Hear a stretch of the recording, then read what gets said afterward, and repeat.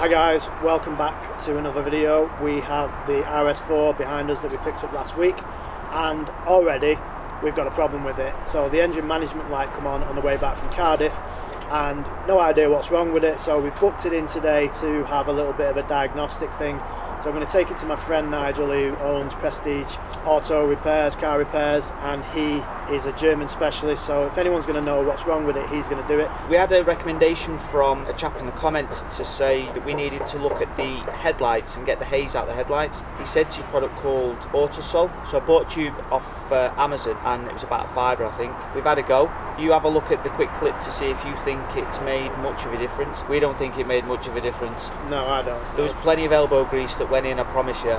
We had a good go at it, and it's not made a massive difference, we don't think. So if you've got any other suggestions, let us know, because we want to try and get the headlight in the front of the car sorted out. Driver's side's worse than the passenger side, but we need to get them sorted. So we did do that video last week, trying to just start the car up a little bit, but it didn't go according to plan, so we scrapped that in the end. And there was a guy, what was his name now? Something Lego head or something. Javi the Lego gunner. You guys have no idea of styling, all your blackout this and that, utterly shitty. So obviously it doesn't sound like you like black. No. But it's going black. We're not listening to you. I think it'll look good in black. It'll look mega in black, yeah. Everything is a black edition these days. I think he's having a go at your styling more than mine. I don't know what you're talking about. Because you've got black on and I'm in blue, so, you know, we'll just blame it on you. Obviously, it's a subjective thing. Not everybody likes the same stuff. We're right. Yeah, so it is going to go black, but that's for a few more videos. We've got some of the trim to come, the 3M tape, cheap 3M tape. We're going to do it on a real cheap £5 job, see if that looks any good, and do the other stuff, sort the wheels out, but we'll have a look round it now. So we tried the headlights with the Autosol. That didn't work all that well. We're going to be making the grille black. Whether we need to find a aftermarket grille in black or whether we can do something with that and wrap it, we're going to have a go. Well, I looked on eBay and they're just non-existent. The actual RS4 grille is, and the dealer price is 500 and something. Yeah, so it was £591 I think, plus VAT for a black RS4 grille, which is just not happening, so we'll find another way of doing that. The wheels are in really good condition, but we're going to be making them anthracite. Got to cut away the anthracite wheels on a black one, so that's nice. Going to be in now. There you go, so you'll get an idea as to what they're going to look like. As for little things like wing mirrors, we're going to get these sorted out, so there's a bit scruffy. The chrome, silver, pitted, knackered looking trim around the windows, this is all going to get wrapped black. Lee tells me he's very handy, so I'll be filming whilst we watch Lee try and do this. It'll be hilarious. I've watched enough YouTube videos now to know I'm an expert. There's other little nicks and scrapes like this one on the door here. We're going to be blacking out these badges. Black again? Black again. Crazy. Yes. More black Audi rings, more black Audi badges. This sort of aluminium type trim is going to be wrapped. And then we're going to have a look to see if we can find some sort of black exhaust tips. Yes. Hopefully we can. Black. And that will look amazing. So yeah, it'll be all completely murdered out. Right, so we've got the S3 there. That's actually going in about 2 weeks. So there might be another video of that, maybe one more video doing a drag race against the Focus RS, which is over here. Plenty of videos to come with that, so that's why subscribe if you're into that kind of hot hatch. Obviously we've got the GTR down the bottom. The GTR's not even getting a look in at the moment. That's going to be gone within about 4 to 5 days. RSQ3 coming in place of that. Now, we're not going to be doing too much on that because it's a brand new car and it's going to get mapped, and that's about it really. So we might drag race that against the RS3, something like that, see what they are, because it's exactly the same engine. We're going to obviously race the RS against the RS3, stuff like that. So loads of stuff coming. That's why I'm saying hit the subscribe, hit the like, give us a little bit of support, and you'll see all that stuff coming in the next few weeks. Right, so we're off to Prestige now, but just before we go, we'll co-start this. Sounds absolutely amazing. Cannot beat that V8 burble. Sounds so good.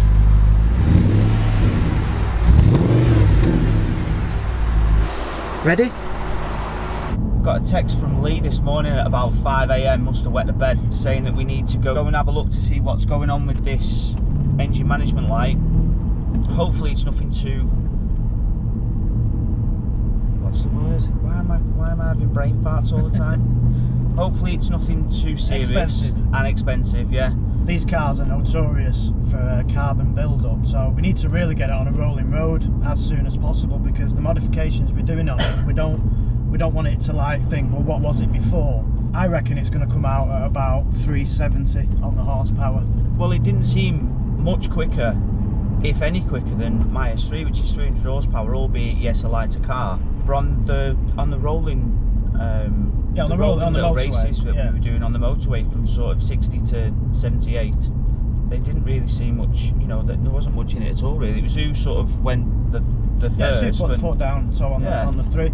But this, obviously it's heavier car, S3 is lighter. I reckon the S3 is faster than this, but this is a V8 and it's a much nicer drive. The more you drive this car, the more you appreciate just how good it is. And for 9,750 where we picked it up, the video's up there, the link, I think it's just a bargain. All it needs is a little bit of TLC. The bodywork needs a little bit of stuff doing on it. Obviously the interior's really shabby. Hello? Yeah, the wife. I'm in the middle of filming. Alright, I'll text you in a bit. Just go and see Nigel, get the bad news. I'm going to have to go because I'm filming. Alright, see you in a bit. I said to her not mithering me. It's like ringing shit. I don't even know what I was up to now. I definitely think it'll look good. The popularity now with new cars, and most new cars, like the BMWs have the Shadow Edition. I can't remember what Mercedes have. Audi have the Black Edition, which basically de-chromes everything and makes everything black. But the popularity of that is a lot more than, you know, the standard stuff. Even the S-Line and the S-Line in the Audis has been popular for years and years and years. And as soon as they brought out the S-Line Black Edition, and the popularity shifted then to the Black Edition because people wanted the black styling pack. I don't know if it's just a UK thing. Well, obviously Americans, they love chrome rims. Yeah, that's true, they do actually. You know, bling bling. Bling bling, yeah. And I get that, it's understandable. So if you're American and love chrome, I'm just saying that for video. I don't want to get any hate. You know, we're getting enough hate at the moment, so any more is just not welcome. So please don't. And that brings me on to one thing. Please just give us a like, subscribe. I know it sounds like I'm begging, which I basically am. I want to try and get to 1,000 subs, stuff like that, and get the channel really like motoring on so we can do more stuff. We can finish the car off, because you know we're going to spend money on this, and I don't want, like, I mean, me personally, I don't want 50 views on a video. No, you know, I want to do it and do it right and make sure, you know, people can see the transformation and the car looks from when we picked it up to when we finished it off, when it's black. And who knows what we're going to do with it then. We could even sort of like do what everybody else is doing on YouTube and just raffle it off for what we've paid for it, or even at a little bit of a loss, just so someone gets a bargain. Well, they're going to get a bargain if you sort of like raffle it off at £10, purely down to chance. But maybe we'll do that, maybe we won't. We don't want to you know, get too ahead of ourselves. We've not even done anything to it yet. The engine might be knackered. Well, that's true, the engine might be knackered. What's weird is it doesn't sound like it's knackered. It's not making any weird noises. It's not throwing up any odd faults. The brakes are fine. The gearbox is fine. It's not sort of limiting itself lower down. It's not really doing anything out the ordinary. It's just got an engine management light on, which is really frustrating. Well, I am hoping that this isn't going to be serious, by the way. We're literally just pulling up to the garage now. Fingers crossed it's not serious, because I don't think Lee will trust me with any money next time if this is seriously knackered. Well, who's going to take the blame? That's the question. Definitely you. Right, so we're here at Prestige. This is the moment of truth, where is it going to cost us a fortune, or is it just a little sort of like reset thing? So we're going to find out. Knowing these, I reckon it'd be more than likely have a fault with the intake manifold or O2 sensor. Got your key there. Cheers, man. So what did you say it could have been yesterday when you said the faults of like... Usually on these, it's usually intake manifold. So if it's reset, will it just come back? Yeah. But if it is, then it's a new manifold. I'm not so sure we can buy a repair kit now for it. So worst case scenario, how much are we talking? Catalytic converters are expensive, and they are for these. You'd be probably better see if you can get a second-hand one, mate, because I would think there'd be at least £1,000 plus just for the if it needs that. But it might just be an O2 sensor, which might be 200 quid. So it really does want diagnosing correctly. But that's your rough idea of what your fault is. If you want, I can clear these faults now, and you can try it and see what comes back. Is there anything on there about the accelerator pedal, clutch pedal? Because the accelerator pedal feels like it sticks a little bit as well. So as you're changing gear, it feels like you're sort of holding the revs in as you're changing gear a little bit, only a little bit. I don't know if, I've had a look at it. It doesn't stick down. No, it but should be electronic though as well, sticks shouldn't it? down, yeah. Whether that's got anything to do when you dip the clutch, it's not recognising that you're dipping the clutch early enough or something. So clutch problem, cat problem. Yeah, and I wouldn't worry about the one. I think it's just a ghost fault between the ECUs. That sounds good to me. Ghost faults, we like them. Get rid of them. Could be talking, you could be talking over a grand, but it could just be a couple of £100. But it does want, you know, your starting point now isn't just to go and change a cat because it says the efficiency's low. Probably just book it in then, and then we'll have a look at it properly. Yeah. You know, also you can always get with an efficiency fault.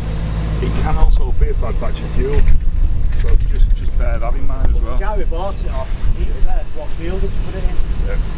Yeah, he said he was using Tesco fuel, which supermarket fuels can be a bit iffy, so it might be worth to put a decent batch of fuel in and give it a good look, and then let us re-scan it if the light comes back on. Right, sorry about the noise. You might not have picked up the audio there because they were loading up a truck here and all kinds of noise and wind and stuff like that. So, 3 different faults. First one was a cat fault. Now he said cats are obviously expensive. The efficiency was too low or something. Cats can be expensive buying them brand new. £1,000 expensive. Yeah. So our 9,750 car could have just cost another £1,000 at least. What else? But hopefully we can find either a second-hand one, or there's a sensor somewhere that can be sorted or something like that. Fingers crossed. And it's going to be a lot cheaper. We also have a clutch pedal switch fault, which would make sense to me. I thought it was the accelerator pedal, but when you change gear, it's like it doesn't recognise that you took your foot off the accelerator. It'll hold the revs a little bit longer, as if you're sort of riding the accelerator a little bit. So he said that's a really easy, simple, cheap fix. So that's really good news. Sorry about this. He's driving like he's on the Dakar Rally, so yeah, that's the second one. The third fault was it said there was just a sort of generic ECU fault. He said I wouldn't worry about that too much. That's hopefully just a generic sort of ghost code, which that doesn't sound anywhere near as expensive as a £1,000 catalytic converter. So that's good news as well. So I like the sound of that. Yeah, definitely. So out of the 3, the biggest worry is the cat.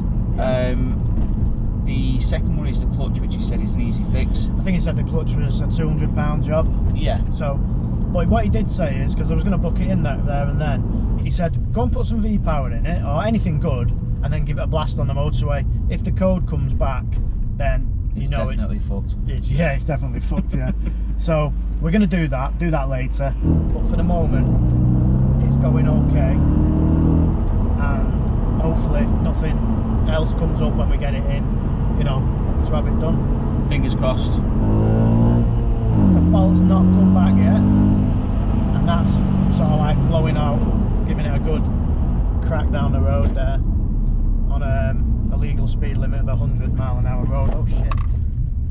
Well, the brakes are good. I'll brake for you then. And it definitely doesn't drift.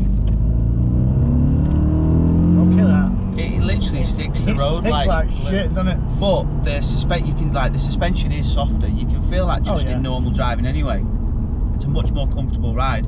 I don't know if you've seen how comical it is watching Lee drive that Focus RS, because the suspension in that, well, I don't think there is any suspension in that.